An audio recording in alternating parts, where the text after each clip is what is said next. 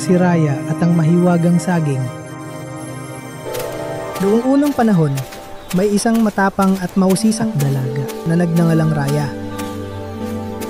Mahilig siyang maglakad sa gubat tuwing dapit hapon dahil nais niyang makita ang mga engkanto sa gubat at maintindihan kung bakit sila kinatatakutan ng mga tao. Ang gubat ay puno ng malalambot na liwanag, banayad na tunog, at hiwaga. Isang gabi, nakilala ni Raya ang isang mabait at mahinahong engkanto ng gubat na nagngangalang Saging. Siya ay talmado, matalino, at kumikislap na parang mga bituin. Naramdaman ni Raya na siya ay ligtas at masaya sa kanyang piling. Ipinakita ni Saging kay Raya ang hiwaga ng gubat, ang mga umaawit na ibon, ang mga nagliliwanag na bulaklak, at ang mga lihim na nakatago sa mga puno. Isang mahalagang bagay ang sinabi ni Saging kay Raya.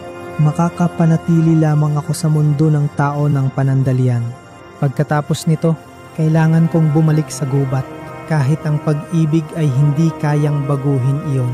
Nalungkot si Raya, ngunit mahal niya si Saging at minabuti niyang pahalagahan ang bawat sandali na magkasama sila. Dumating ang araw ng pag-alis ni Saging. Iniiwan niya kay Raya ang isang munting kumikislap na puso at umalingaw-ngaw ang kanyang mahinahong tinig. Itanim mo ang aking puso sa lupa, alagaan mo ito at lagi kitang babantayan. Itinanim ni Raya ang kumikislap na puso sa lupa at inalagaan ito araw-araw.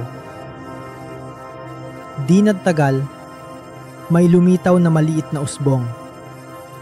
Lumaki ito ng lumaki hanggang sa maging isang malaking puno na may malalapad na dahon at isang bulaklak na hugis puso. At sa isang mahiwagang sandali, ang bulaklak ay naging kumpol ng maliwanag na dilaw na saging. Ibinahagi ni Raya ang mga saging sa mga taga nayon at lahat ay naging masaya.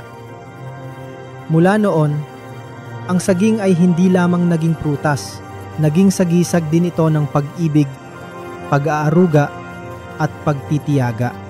Natutuhan ni Raya na kapag may inalagaan ka ng may pag-ibig, maaari itong lumago at maging isang bagay na kamangha-mangha. At iyon ang dahilan kung bakit tinawag na saging ang prutas, dahil nagmula ito kay Saging, ang mabait na engkanto sa gubat na nagbigay ng kanyang mahiwagang puso kay Raya.